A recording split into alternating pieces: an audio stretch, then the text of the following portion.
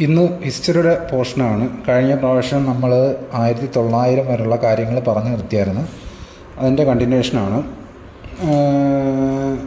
ഇപ്പം ഇതിനകത്ത് 1900 കഴിഞ്ഞ് വരുന്ന മെയിൻ പോർഷനാണ് ബംഗാൾ വിഭജനം എന്ന് പറയുന്നത്.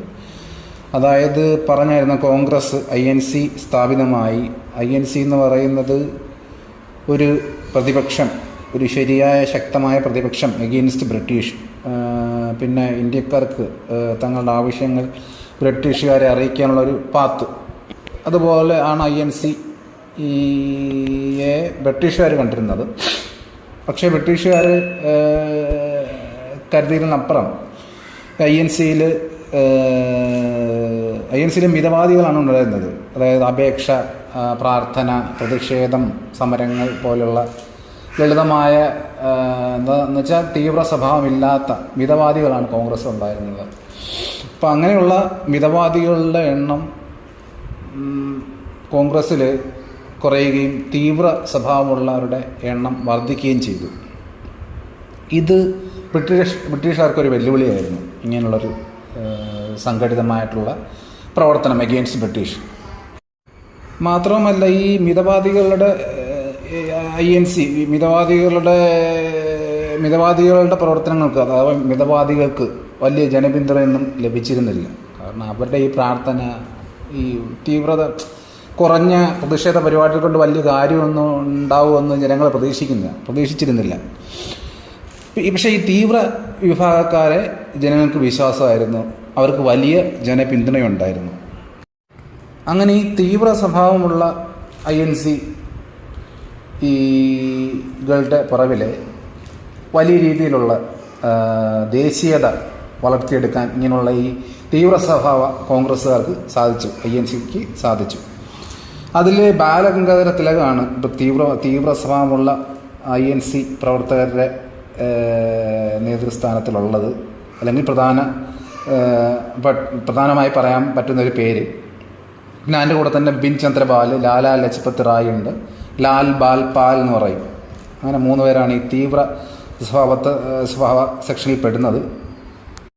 അങ്ങനെ ഈ തീവ്ര സ്വഭാവമുള്ളതും എന്നാൽ മിതവാദികളും ചേർന്നുള്ള INC-യുടെ പ്രവർത്തനം, ഇതൊക്കെയാണ്. ഈ തീവ്ര സ്വഭാവമാണ് മെയിൻലി ശരിയായിട്ടുള്ള സ്വാതന്ത്ര്യ സമരത്തിന് തുടക്കം കുറിക്കുന്നത്, അല്ലെങ്കിൽ തുടക്കം അവിടെ തൊട്ടായിരുന്നു എന്ന് പറയാം.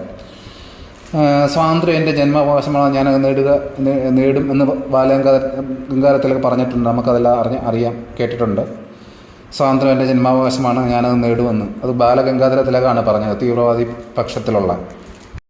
ഇതേ സമയം ഈ INC-യുടെ ഇങ്ങനെ വളർച്ച, ഈ തീവ്ര സ്വഭാവമുള്ള നേതാക്കളുടെ ഉയർന്നു വരൽ ഒക്കെ ബ്രിട്ടീഷുകാർ നോക്കി കാണുന്നുണ്ട്. അവർക്കറിയാം ഇതൊരു വെല്ലുവിളിയാണ്, തങ്ങളുടെ നിലനിൽപ്പിന് ഇത് വെല്ലുവിളിയാണ്. അങ്ങനെ അവർ എങ്ങനെ ഇത് ഇല്ലാതാക്കാം, ഈ സ്ട്രോങ് ആയിട്ടുള്ളൊരു എതിർപക്ഷത്തെ.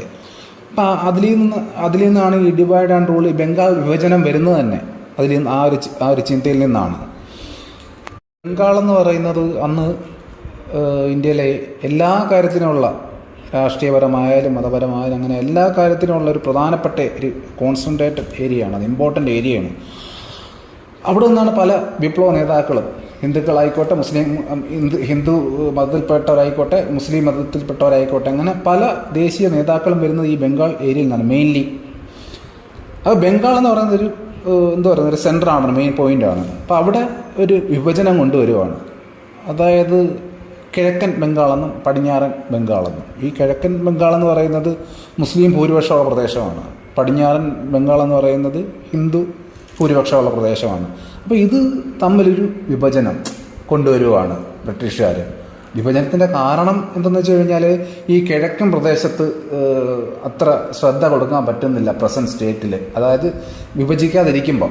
അതുകൊണ്ട് വിഭജനത്തിലൂടെ ആ കിഴക്കൻ പ്രദേശത്ത് കൂടുതൽ ശ്രദ്ധ കൊടുക്കാൻ ഞങ്ങൾക്ക് പറ്റും എന്നാണ് ബ്രിട്ടീഷുകാരുടെ ഭാഗത്തു നിന്നുള്ള ന്യായം.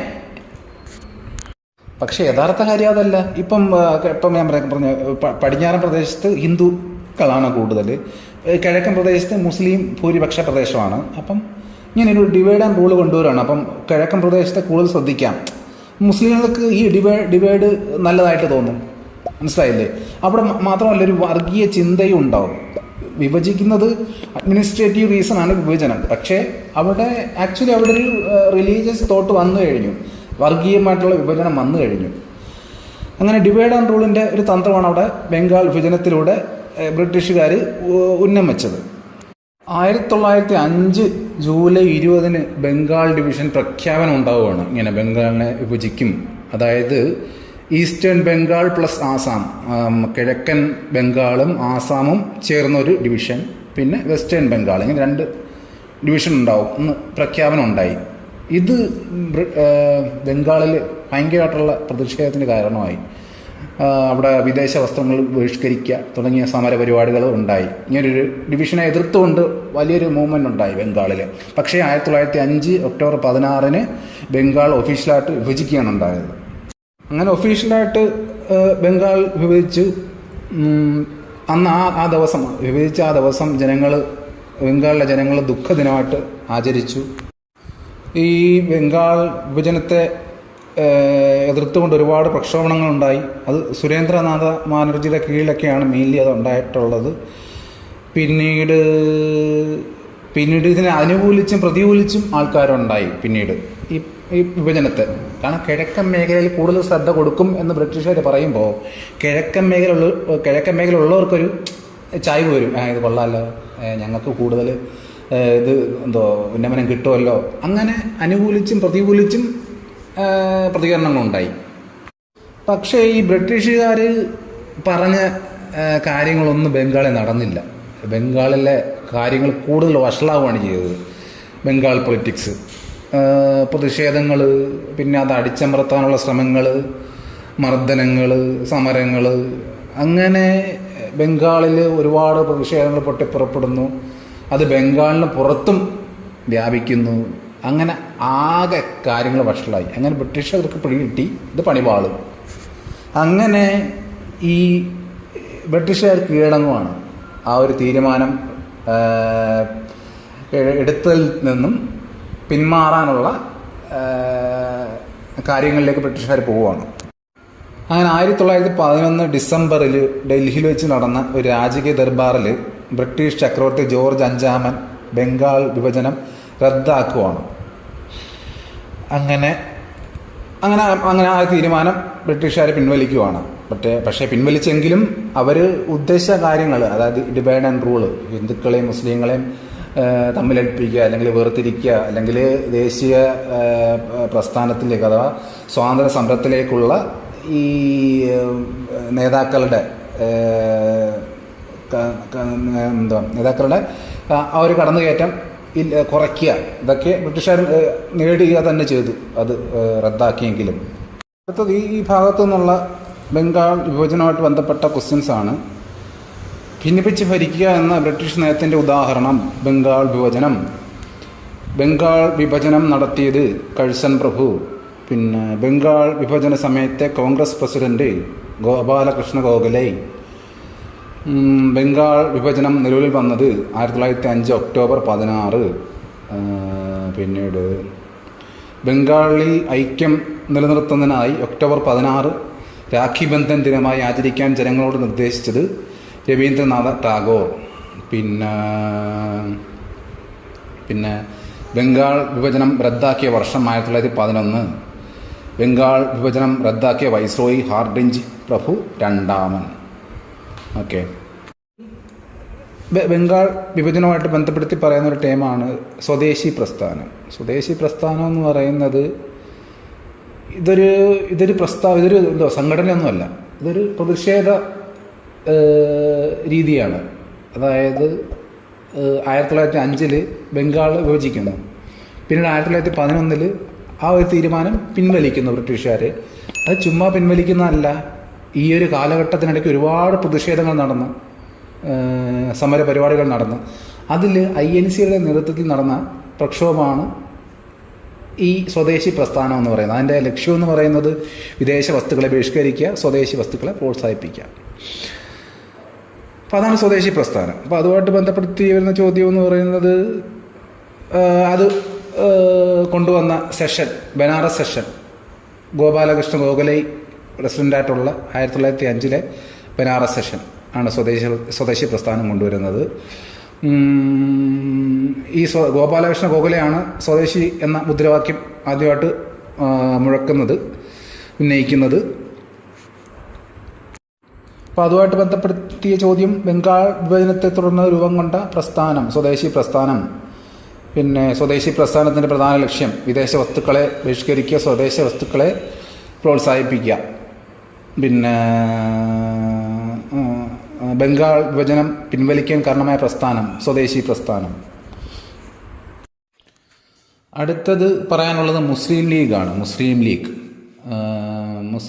ലീഗ് എന്ന് പറയുമ്പോഴത്തേക്കും ഈ ബംഗാൾ വിഭജനം നടന്നു എന്ന് പറഞ്ഞല്ലോ. ബംഗാൾ വിഭജനം നടത്തിയതേ ഹിന്ദുക്കളും മുസ്ലിങ്ങളും തമ്മിലുള്ള ആ ഒരു പിളർപ്പിന് വേണ്ടിയിട്ടാണ് ബ്രിട്ടീഷുകാർ. അപ്പം അതിൻ്റെ ഫലമായിട്ടാണ്, അതിൻ്റെ ഒരു ബാക്കി പത്രം എന്ന നിലയിലാണ് ഈ മുസ്ലിം ലീഗിൻ്റെയൊക്കെ രൂപീകരണം. കാരണം ബ്രിട്ടീഷുകാർ എന്നൊക്കെ വളം വെച്ച് കൊടുക്കും. കാരണം അവർക്ക് ഈ ഡിവൈഡ് ആൻഡ് റൂൾ അത് നടപ്പിലാക്കണം. അപ്പം മുസ്ലിങ്ങളും ഹിന്ദുക്കളും അകലുന്നത്, അല്ലെങ്കിൽ അവർ പ്രത്യേകമാകുന്നത് ബ്രിട്ടീഷുകാർക്ക് വളരെ നല്ലതാണ്. അതുകൊണ്ട് ഇങ്ങനെയുള്ള സംഘടനകളെ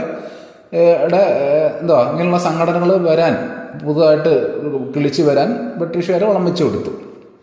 അപ്പോൾ അതിനായിട്ട് അന്ന് INC എന്ന് പറയുന്നത് തീവ്ര സ്വഭാവമുള്ളവരുമുണ്ട്, മിതവാദികളുമുണ്ട്. അപ്പം ഈ INCക്ക് ഈ മുസ്ലിം നേതാക്കളെ അങ്ങോട്ട് ആകർഷിക്കാൻ പറ്റിയിട്ടില്ല.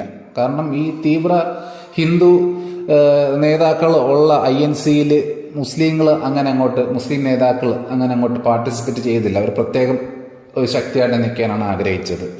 അങ്ങനെ 1906 ഒക്ടോബർ 1 ഈ മുസ്ലിം പ്രമാണിമാരും നേതാക്കളും ചേർന്ന് ലോർഡ് മിന്റോയെ കാണുകയാണ്. ലോർഡ് മിന്റോ എന്ന് പറയുന്നത് ഈ ബംഗാൾ വിഭജന സമയത്ത് കഴ്സനാണ് വൈസ്രോയി. പിന്നെ കഴ്സൺ പോവുകയും ഈ ലോർഡ് മിന്റോ വരികയാണ് ചെയ്യുന്നത്. അപ്പോൾ ആ മിന്റോയാണ് ഈ മുസ്ലിം നേതാക്കളും പ്രമാണിമാരും പോയി കാണുന്നത്. അവർ പോയി കണ്ടിട്ട് ഒരു നിവേദനം സമർപ്പിക്കുകയാണ്. ആ നിവേദനം എന്ന് പറയുന്നത് അവരുടെ ഈ ബ്രിട്ടീഷിൻ്റെ ഈ നിയമനിർമ്മാണ സഭകളിൽ മതാടിസ്ഥാനത്തിൽ പ്രത്യേക നിയോജക മണ്ഡലങ്ങൾ മുസ്ലിങ്ങൾക്ക് കൊടുക്കണം എന്നുള്ളൊരു ഒരാവശ്യമാണ് അവർ ഉന്നയിക്കുന്ന നിവേദനത്തിലൂടെ. ഈ ഒരു കൂടിക്കാഴ്ച 1906 ഒക്ടോബർ 1 ഈ ഒരു കൂടിക്കാഴ്ചയാണ് സിംല ഡെപ്യൂട്ടേഷൻ എന്ന് പറയുന്നത്. അതൊരു ഇമ്പോർട്ടൻ്റ് ആയിട്ട് ഒരു കൂടിക്കാഴ്ചയായിരുന്നു. അതിൻ്റെ ബാക്കി പത്രം എന്ന നിലയിലാണ് പിന്നീട് മുസ്ലിം ലീഗ് ഉണ്ടാകുന്നത്. അങ്ങനെ ഈ സിംല ഡെപ്യൂട്ടേഷന് മാസങ്ങൾക്കിപ്പുറം അഖിലേന്ത്യാ തലത്തിൽ മുസ്ലിം ലീഗ് ആരംഭിക്കുകയാണ് 1906 ഡിസംബർ 30. അപ്പോൾ അതൊരു ഇമ്പോർട്ടൻ്റ് ക്വസ്റ്റ്യനാണ്. മുസ്ലിം ലീഗിൻ്റെ ആരംഭം, രൂപീകൃതമായ വർഷം 1906 ഡിസംബർ 30. പിന്നെ മുസ്ലിം ലീഗിൻ്റെ രൂപീകരണത്തിൽ മുഖ്യ പങ്ക് വഹിച്ച വ്യക്തികൾ ആഗാഖാൻ, നവാബ് സലീമുള്ള. പിന്നെ മുസ്ലിം ലീഗിൻ്റെ ആദ്യത്തെ പ്രസിഡന്റ് ആഗാഖാൻ.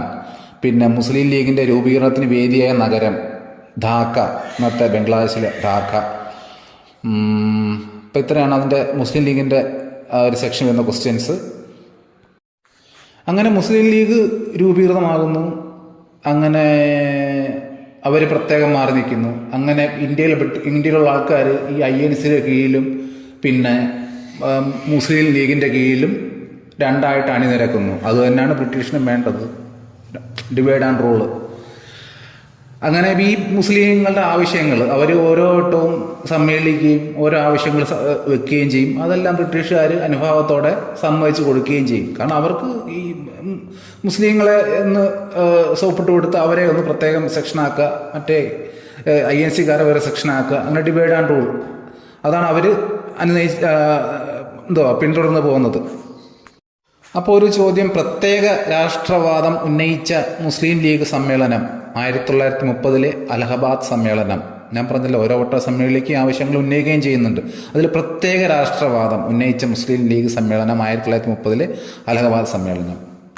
മുസ്ലിം ലീഗ് ഡയറക്റ്റ് ആക്ഷൻ ഡേ ആയി ആചരിച്ചത് 1946 ആഗസ്റ്റ് 16. പിന്നെ ടു നേഷൻ തിയറി, ദ്വിരാഷ്ട്രവാദം അവതരിപ്പിച്ച മുസ്ലിം ലീഗ് നേതാവ് മുഹമ്മദ് അലി ജിന്ന 1940 ലാഹോർ സമ്മേളനം. ഇതൊക്കെ ഇനി ഒത്തിരി ഇങ്ങോട്ട് പോരുന്നു കേട്ടോ. ഞാൻ പിന്നെ മുസ്ലിം ലീഗുമായിട്ട് ബന്ധപ്പെട്ട ക്വസ്റ്റ്യൻസ് അങ്ങ് പറഞ്ഞതേ ഉള്ളൂ. പ്രത്യേക മുസ്ലിം രാഷ്ട്രവാദം ആദ്യമായി നടത്തിയത് മുഹമ്മദ് ഇക്ബാൽ. സാരെ ജഹാം സെ അച്ച എന്ന ദേശഭക്തി ഗാനം രചിച്ചതും മുഹമ്മദ് ഇക്ബാലാണ്, നമുക്കറിയാമല്ലോ അത്. പിന്നെ പാകിസ്ഥാൻ വാദത്തിൻ്റെ ഉപജ്ഞേതാവായി അറിയപ്പെടുന്നത് മുഹമ്മദ് ഇക്ബാൽ. അപ്പം ഇത്രയാണ് ഈ മുസ്ലിം ലീഗിൻ്റെ സെക്ഷനിൽ വരുന്ന ക്വസ്റ്റ്യൻസ്. അടുത്ത പറയാനുള്ള സൂററ്റ് സ്പ്ലിറ്റാണ്, സൂററ്റ് പിളർപ്പ് 1907. അപ്പോൾ ഈ സൂററ്റ് സ്പ്ലിറ്റ് എന്ന് പറയുന്നത് കോൺഗ്രസ്സിലെ തീവ്രവാദികളും മിതവാദികളും തമ്മിലുള്ള പിളർപ്പാണ്. അതായത് ഈ കോൺഗ്രസ്സിലെ മിതവാദികളുമുണ്ട് തീവ്രവാദികളുമുണ്ട്.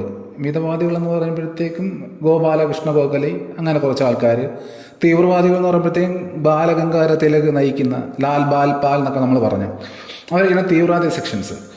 അപ്പോൾ 1906 ഒരു കൽക്കട്ടയിൽ വെച്ചിട്ട് സമ്മേളനം നടക്കുകയാണ് INCയുടെ. അപ്പോൾ അതിന് പ്രസിഡന്റിനെ വേണം. അപ്പം മിതവാദികളുടെ ഭാഗത്തുനിന്നും ഗോപാലകൃഷ്ണ ഗോഖലെയുടെ പേര് വരുവാണ്, തീവ്രവാദികളുടെ ഭാഗത്തു നിന്നും ബാലഗംഗാധര തിലകൻ്റെ പേര് വരികയാണ്. അപ്പം ഇങ്ങനെ ഇവർ രണ്ട് സ്ട്രോങ് നേതാക്കളാണ്. ഇങ്ങനെയുള്ള രണ്ട് സ്ട്രോങ് നേതാക്കൾ തമ്മിൽ കോമ്പറ്റീഷൻ വരുമ്പോഴത്തേക്കും അവിടെ എന്തെങ്കിലും പ്രശ്നം ഉണ്ടാവും എന്ന് മുൻകൂട്ടി കണ്ടിട്ട് ഇവർ രണ്ടുപേരും മാറുവാണ്. സ്വയമേയും പിന്നെ മറ്റുള്ളവർ അന്വയിപ്പിച്ചു. മാറിയിട്ട് ദാദാഭായ് നവറോജി എന്ന് പറയുന്നൊരു വന്ധ്യവയോധികൻ, വളരെയധികം പ്രായമുള്ളൊരു മനുഷ്യൻ, മിതവാദിയും അല്ല എന്നാൽ തീവ്രവാദിയും അല്ല എന്ന് വെച്ചാൽ രണ്ടുപേരുടെ സപ്പോർട്ടുണ്ട്, രണ്ടുപേർക്കും പ്രശ്നമില്ല ആൾ വന്നു കഴിഞ്ഞാൽ പ്രസിഡൻ്റായിട്ട്. അങ്ങനെ ദാദാഭായ് നവറോജി വരികയാണ്. ദാദാഭായ് നവറോജി വന്ന് ആ ഒരു 1906 കൽക്കട്ട സെഷനൊക്കെ ഇങ്ങനെ നടക്കുന്നു, പ്രമേയമൊക്കെ പാസ്സാക്കുന്നു. പിന്നെ അങ്ങോട്ട് പോകും തോറും ഈ മിതവാദികളെ തീവ്രവാദികൾക്കും ഈ പ്രസിഡന്റ് സ്ഥാനം അങ്ങോട്ട് പിടിക്കുന്നില്ല.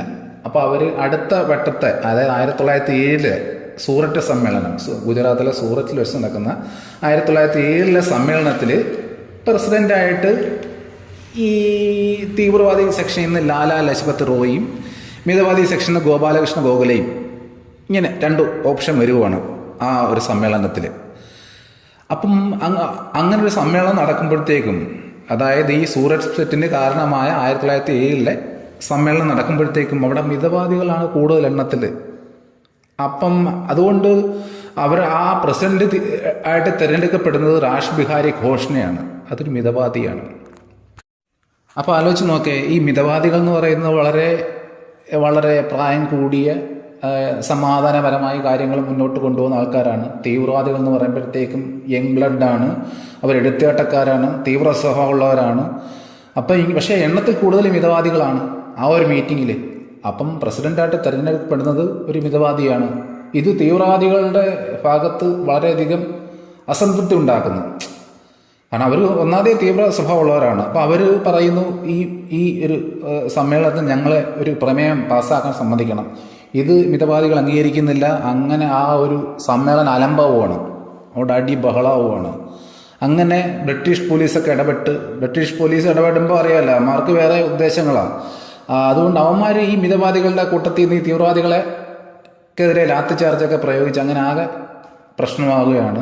അങ്ങനെ ആ ഒരു സമ്മേളനം മിതവാദികളും കോൺഗ്രസ്സിലെ മിതവാദികളും തീവ്രവാദികളും രണ്ടായിട്ട് പിളർന്ന ആ കോൺഗ്രസ് സമ്മേളനം, ആ ഒരു സംഭവം, അതാണ് സൂററ്റ് സ്പ്ലിറ്റ് എന്ന് പറയുന്നത്.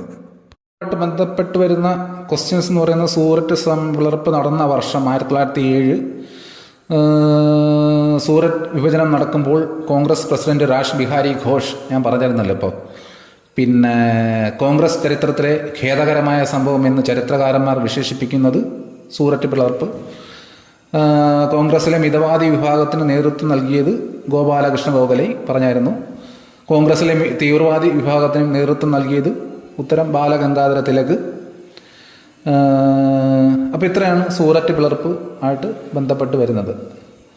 ഓക്കെ, അപ്പോൾ ഇന്നത്തേക്ക് ഇത്രയേ ഉള്ളൂ. ബാക്കി ഇനി കുറച്ച് പോർഷൻസ് അടുത്ത ക്ലാസ്സിൽ.